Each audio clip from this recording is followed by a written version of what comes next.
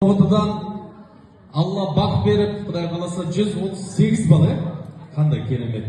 Осындай жетістікке жетіп, әкесін, анасын, туған туыстарды керемет қылып бір қуантқан ұл, бүгін осы әкесінің тойында керемет ән салайын деп тұр. Ендеше құлақтарыңыз Айдостың бір керемет әнінде болсын.